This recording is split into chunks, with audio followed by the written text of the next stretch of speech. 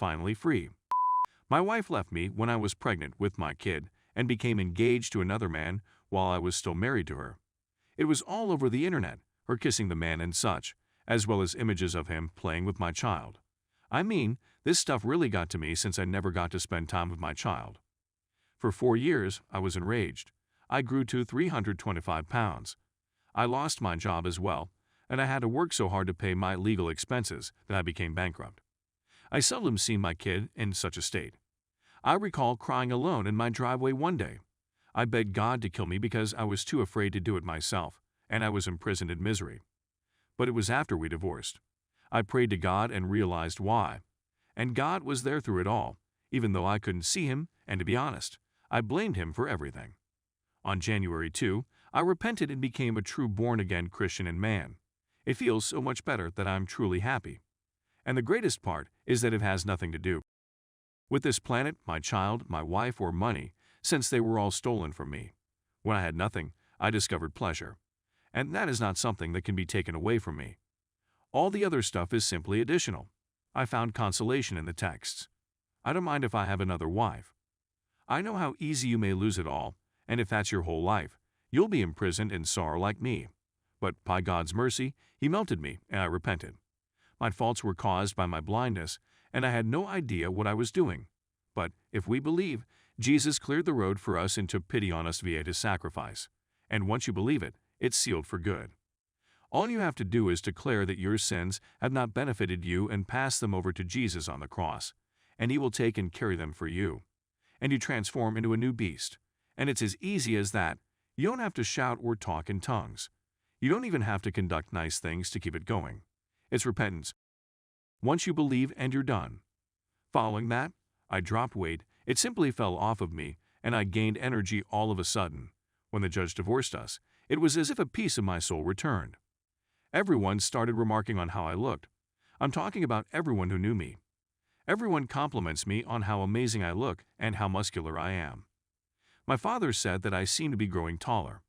My hair seemed to grow back, but it was thinning down. I tidy my home, put on cologne, and purchase attractive clothing. I genuinely complete tasks. And I stopped blaming myself and internalizing the reasons she went. I simply assumed she was lost and in need of Jesus, and I'm not going to put it on myself. I don't have to punish myself for her transgressions. I made errors, but she is to blame, not me.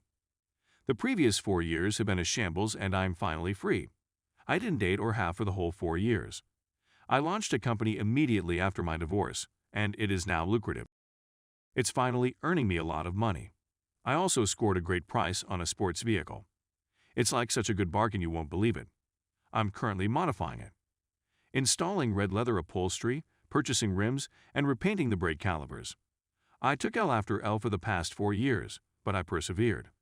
I had lost faith in God, I had little money, I seldom saw my child, and I was generally unhappy. But when the divorce was finalized, I stopped blaming God. I hated what happened to me, but it taught me a lot about mental toughness, fortitude, self-confidence, and self-worth. I grew into a man. I recognized I was harmful just by being around her. My pastor used to lecture about witnessing a caterpillar emerge from its cocoon when I was a youngster. He used to say it's a sad sight to see, but if you aid the caterpillar, it'll never fly. The effort helps to create the muscle required to fly. It could never fly without that battle.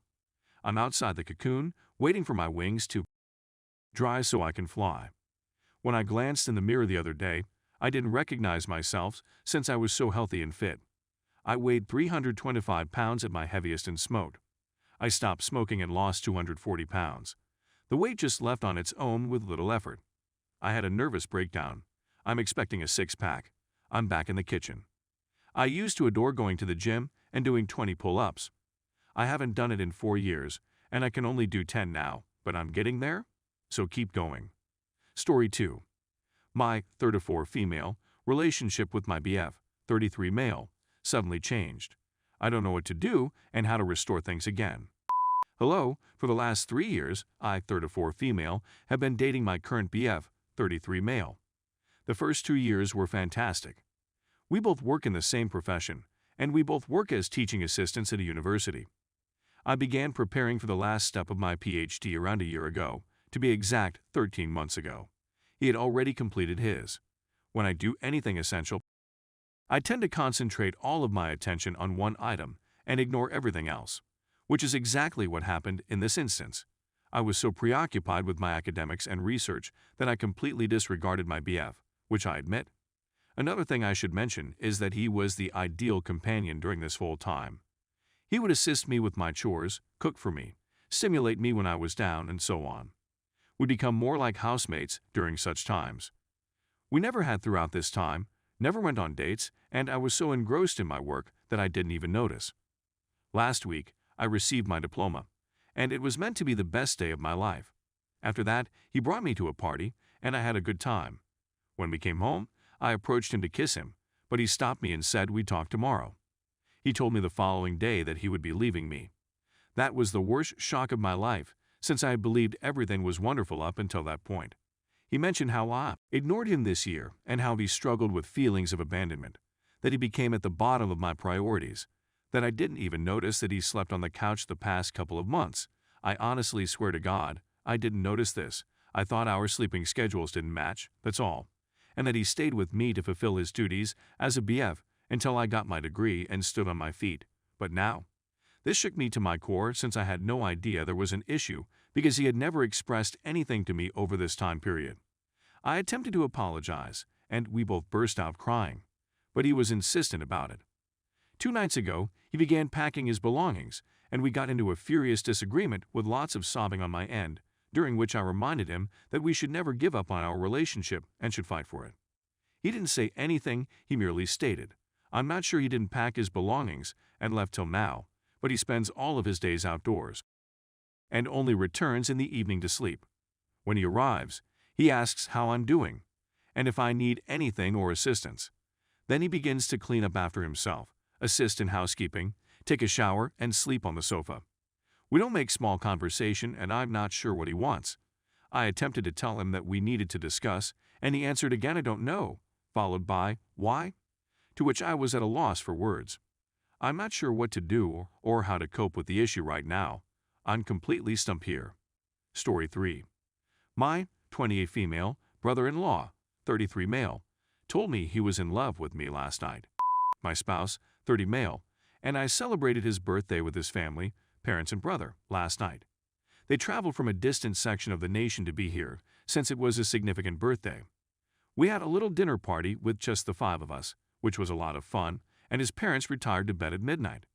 The 3 of us, husband, brother, and I, remained up a little later, just talking and hanging out, until my husband stated he was weary and wanted to go to bed. I remained downstairs to tidy and prepare for today.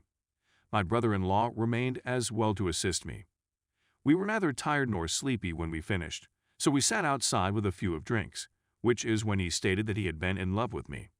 He told me he had loved me for years, that I was the most kind and beautiful person he knew, and that I was the only one who ever fully understood him, and that he felt the same way about me.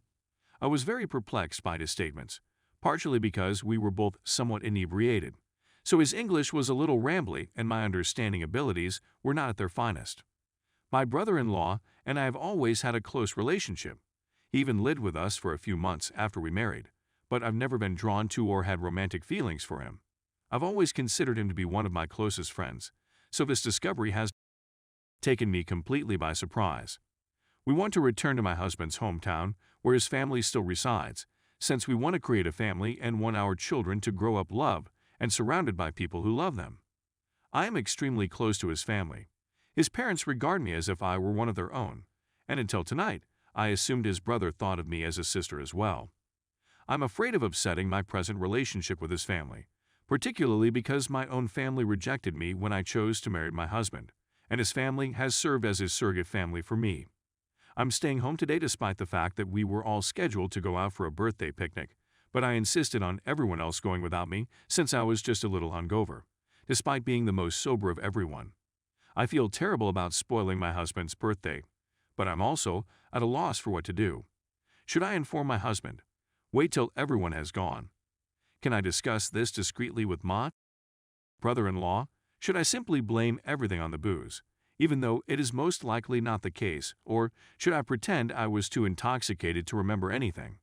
Any and all advice is welcome. Thanks.